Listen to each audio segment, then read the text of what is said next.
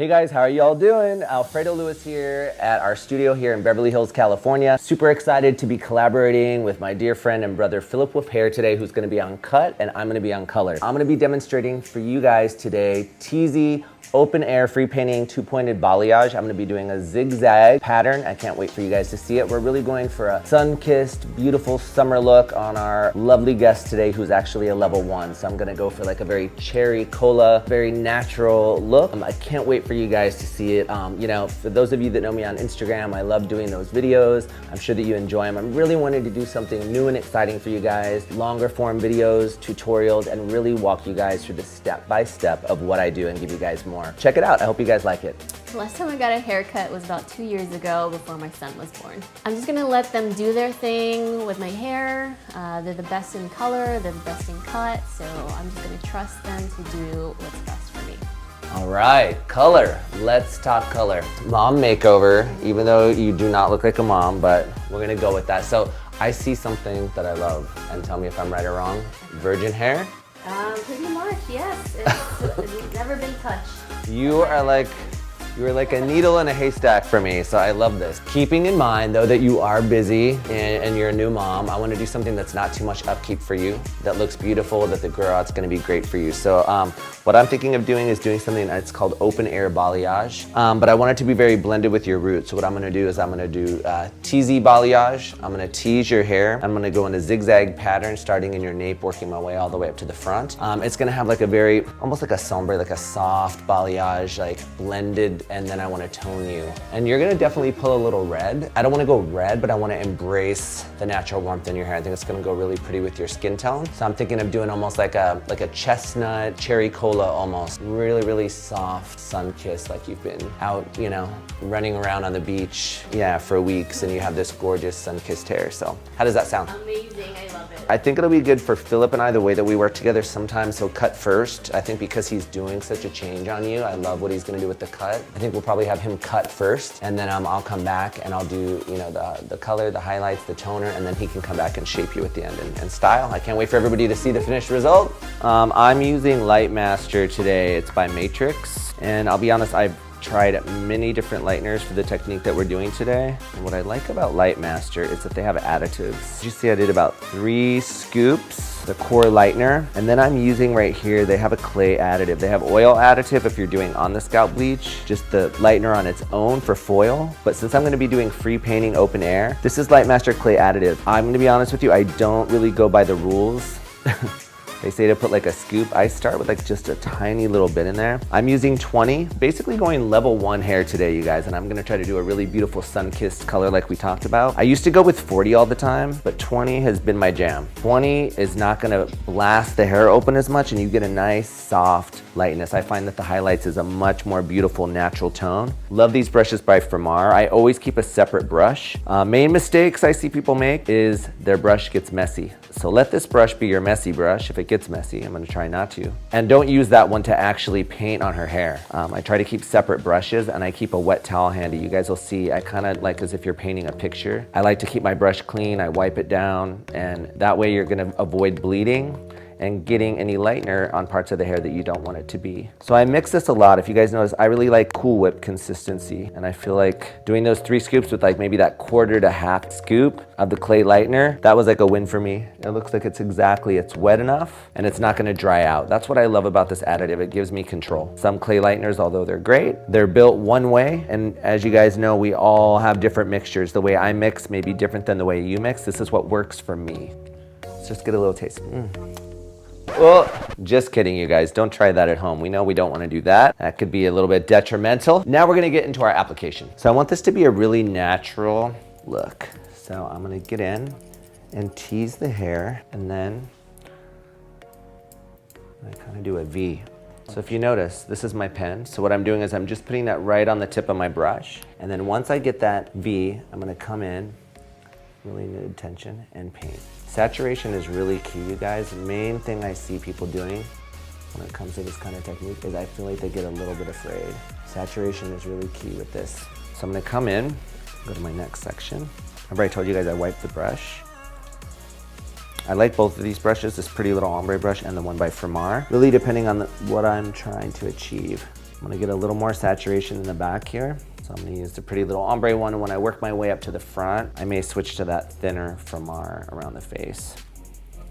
And I'm gonna do this, and once I get, you'll see my next section, I call it zigzag, or lots of people do. I'm gonna zigzag my sectioning. So if my points are here and here, my points in my next section are going to be here and here. And I do that all the way from nape to crown, and then we'll get into the T-top I'm gonna do on the top of her hair. The way that I paint, and one reason I love clay, is I don't use cotton or plastic when I'm painting the hair this way. It's a really fast, easy way, you guys, to do a balayage and to get really beautiful results. It doesn't take that much time. This should take me approximately maybe 30 minutes to get from nape to the top of her head. Try to get as clean sectioning as possible. I like using a rat tail comb with the point and be able to really get into those hair without messing up the underneath. A little bit thicker sections here. You can take as thin or as thick as sections as you want with this. I want this to be really sun-kissed. I want her to really get that feeling like she's been on vacation for the best 2 months of her life. Sunbathing and frolicking in the ocean. So by taking thicker sections, it's gonna give her more of a sun-kissed look. If you were trying to do a more major color transformation, like taking her into like a blonde slowly or gradually, then you could take thinner sections. I always tell people though, when you're doing balayage, especially free open air, if you have somebody that wants to do the Kim K, I call it like the Kim Kardashian, everybody thinks you can do it in one day, but you can't, and go from this level hair to a level 10 platinum or level 11, I always tell my clients if they want to go this route, it's going to be a gradual process. This isn't going to happen overnight. I usually tell them about 3 to 4 sessions, they'll start to get into the blonde. So if they want to do something that's more drastic in one day, I'd go more into foil technique with that and insulate the hair. They're going to get a much faster lift. So I'm really teasing this just to get all this hair out of the way. I want to have it have a very melted, rooty effect. A lot of times I don't tease the hair. I just do right to the root, 2-pointed balayage. That's what people mostly know me for, see me for. But with this hair color, this level that we're working with, what we're trying to achieve, this is like, to me, the perfect way. Blend this into that tease. I love working with other artists. To me, working with Philip, I'm really looking at the way he cut the hair. Working with other artists is amazing. It can be a blessing or it can be a curse, but Philip and I really know how to work with each other. So I know the way that he cuts, the way that he, his techniques, and I know he's really familiar with mine. And I think that we really work to complement each other. And that's really important because when you're working with other artists, as a hair colorist, I've definitely worked with artists before that I'll do a beautiful head of highlights and they'll cut all my highlights out after. And we don't want that, the client doesn't want that, and the same goes for his cut. I want to make sure that the highlights I'm doing are accentuating all of his layers and the shape of the cut. And when that perfect marriage happens, that's success. To me, there's nothing better than that. One real good pro tip for you guys, if you notice, you always want to make sure that this is whipped up and saturated. So I come back in, I do this very frequently, like every 2 sections. You don't want it to dry out and this reactivates the lightener. Remember, I'm only using 20 volume here. It's gonna give a nice, beautiful lift, but I want to make sure that that strength is there throughout. We're definitely going to use a toner today, and I never really know what toner I'm going to use until I see what her hair is going to do. First time doing her hair, really first time her getting highlights. So you've had highlights. Have you ever had your hair free painted before? No. Yeah, I can't wait for you to see the results. If you guys notice my brush, there's nothing on the top here, the plastic of this brush. So that's where the mistakes happen. If I see that, there's nothing wrong with stopping, cleaning your brush, and keep going. If you notice, here's my point here. So my point on this section is going to be here on the outer perimeter. And I do that all the way up, even when I get into the crown of the head. Cleaning my brush. It's funny, it's like that perfect marriage when you're painting of you have to have a light touch, like you're painting, like a feather, but you also can't be too afraid. You've got to saturate the hair. So it's really that perfect synergy of saturation and a light touch. And I know people are gonna ask me where I got these pink gloves. They are from our Pink Paws. And I know, I think they're cool too.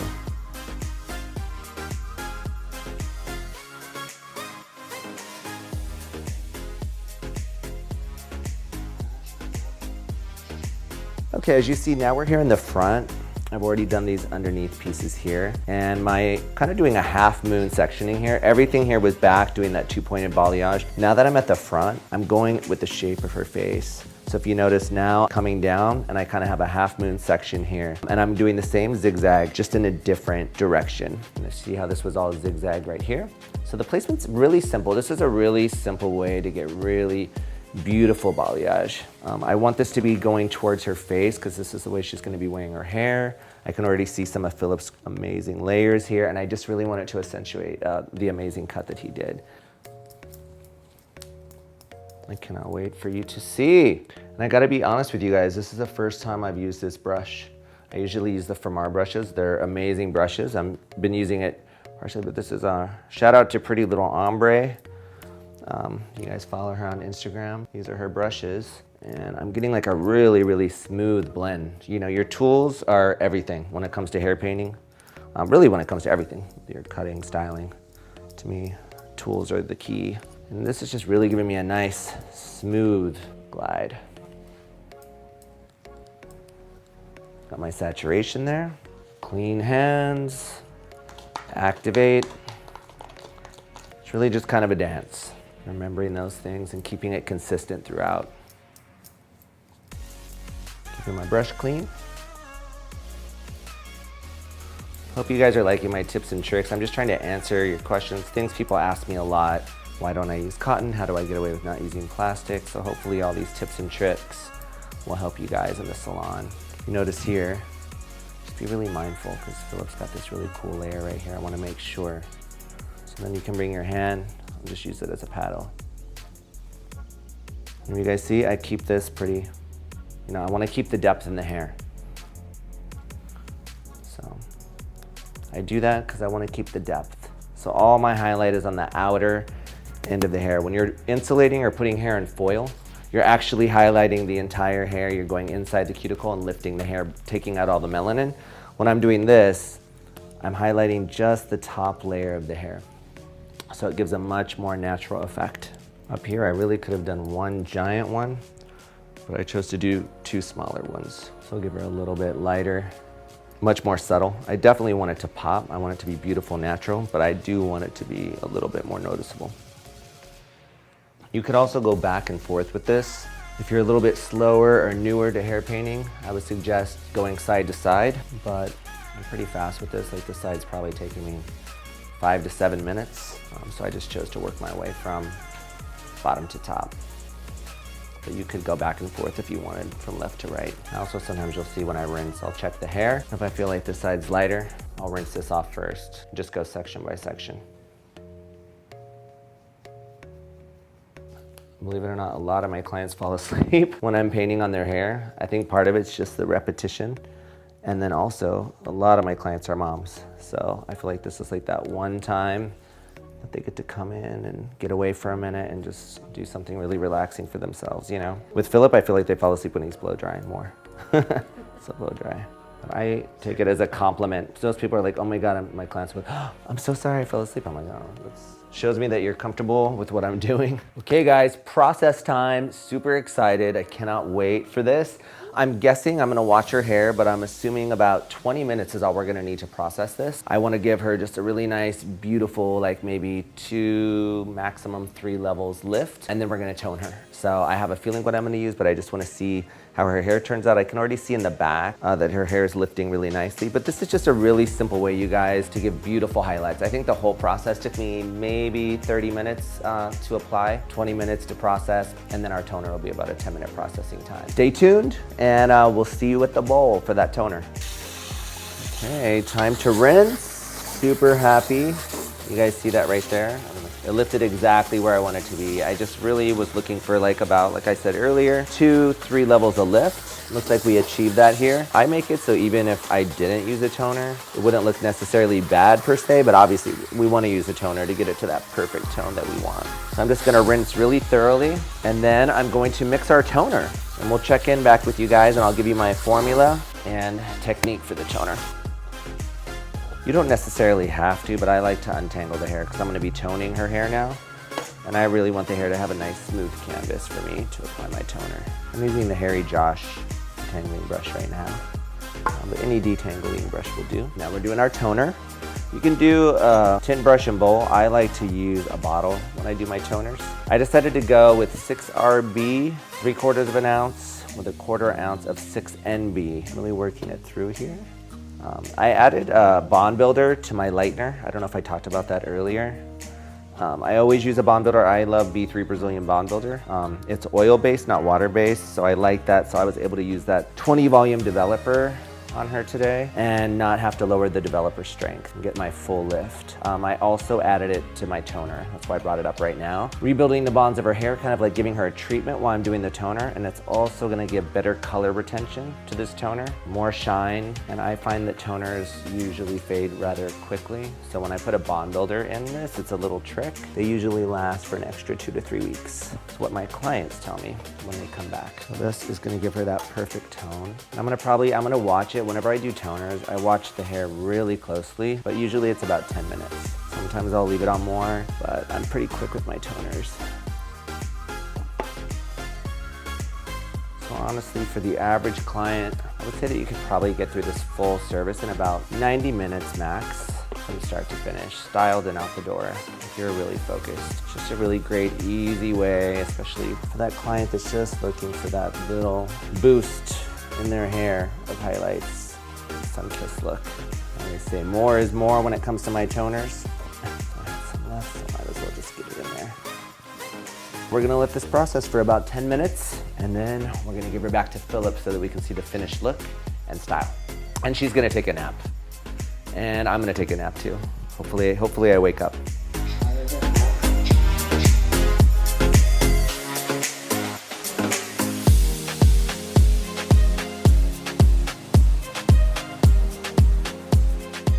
Had so much fun. If you guys like what you see and you enjoyed it, make sure to hit the subscribe button and also hit that bell so that you guys know when I come out with new videos. I'm gonna be doing response videos to your guys' questions. I mean, right now it's so new. I think there's like maybe 500 of you, and I mean, I can't keep up. You guys are driving me crazy. No, I'm just kidding. But that is the goal here. Hear that vacuum? Hear that vacuum? Hello? I'm talking. But anyways, guys, make sure you hit the subscribe button. My goal is to have 500 million of you, and I want to interact with all of you. So look forward to chatting with you more and for creating more exciting content for you guys.